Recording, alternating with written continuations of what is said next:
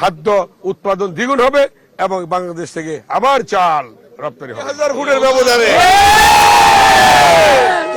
1991 সালে প্রথম সংসদ সদস্য নির্বাচিত হই এবং 1991 সালে নির্বাচিত হওয়ার পরে সেদিন 91 সালে আমি 32,000 ফুটের ব্যবধানে নির্বাচিত হয়েছিলাম। এরপরের বার বিনা প্রতিদ্বন্দ্বিতায় তৃতীয়বার নির্বাচিত হয়েছিলাম 72,000 ভোটের ব্যবধানে। চতুর্থবার নির্বাচিত হয়েছিলাম 82,000 ভোটের ব্যবধানে। এবার নির্বাচিত হয়েছি আল্লাহর রহমতে 84,000 ভোটের ব্যবধানে।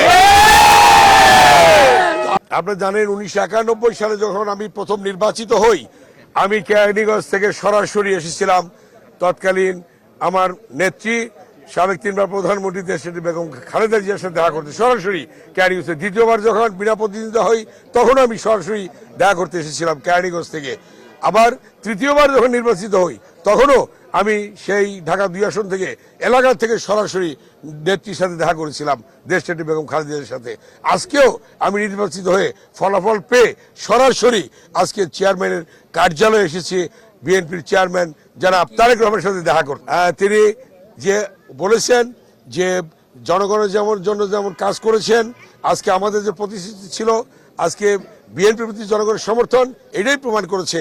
এবং আমি যে 84,000 ভোটের ব্যবধানে নির্বাচিত হয়েছি তিনি আমাকে অভিনন্দন জানিয়েছেন এবং আগামী দিনে পথ চলার সকল কার্যক্রম তিনি তার নির্দেশন অনুযায়ী আমরা চলব এবং এই দেশকে সামনের দিকে এগিয়ে নিয়ে যাব এবং দেশের স্বাধীনতা সার্বভৌমত্ব আমরা রক্ষা করব। এবং আমি একটা কথা বলেছি যে আগে যেমন উন্নয়ন হয়েছে ঠিক তেমনি ভাবে আজকে আগামী দিনের প্রধানমন্ত্রী জনাব তারেক রহমানের নেতৃত্বে সেভাবেই উন্নয়ন হবে ইনশাআল্লাহ। সারা দেশব্যাপী উন্নয়ন হবে, নতুন করে খাল খনন হবে, নতুন করে যেমন জিয়াউর রহমানের সময় এক সময় দেখা গিয়েছে 72 থেকে 75 যে খাদ্য আমদানি করা হতো, জিয়াউর রহমান ক্ষমতা আসার পর খাল খনন কর্মসূচির মধ্য দিয়ে খাদ্য দ্বিগুণ উৎপাদন করেছিলেন। ঠিক আপনার নেতৃত্ব এভাবে আমি বলেছি বিএনপি চেয়ারম্যানকে ইনশাল্লাহ আগামী দিনে খাল খননের মাধ্যমে এবং খাদ্য উৎপাদন দ্বিগুণ হবে এবং বাংলাদেশ থেকে আবার চাল রপ্তানি হবে ইনশাল্লাহ।